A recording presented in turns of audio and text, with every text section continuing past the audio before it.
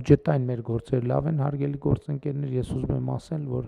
գոնե այս պահի դրությամբ մենք ընթանում ենք արդեն անդրադառնալով 2026 թվականի պետական բյուջեի հարկային եկամուտներին, մենք ընթանում ենք մոտավորապես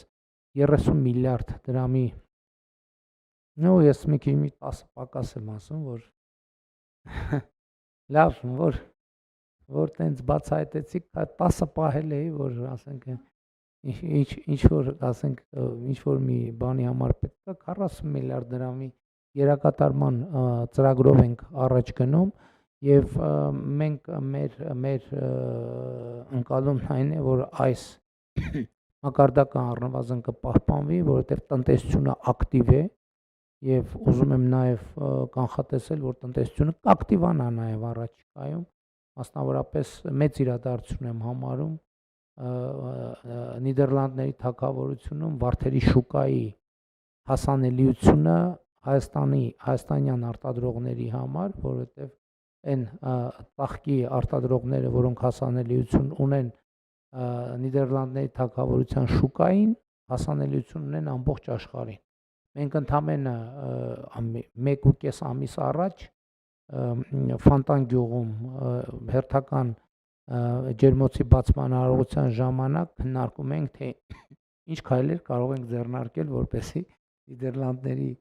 վարդի շուկային հասանելիություն ունենանք, բայց ինչպես ասում են,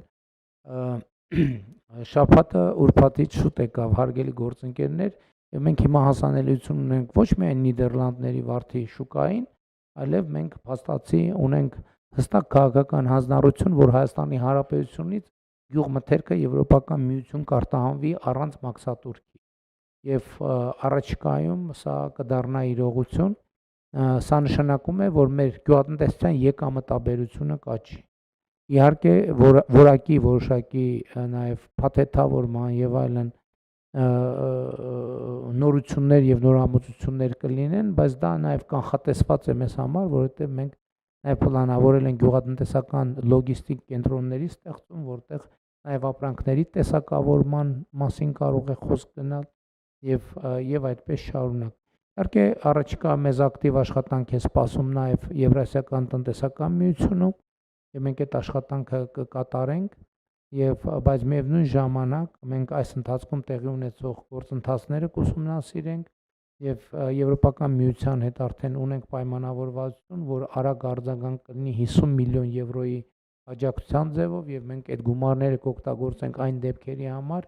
երբ կտեսնենք, որ չարդարացված ձևով, այսինքն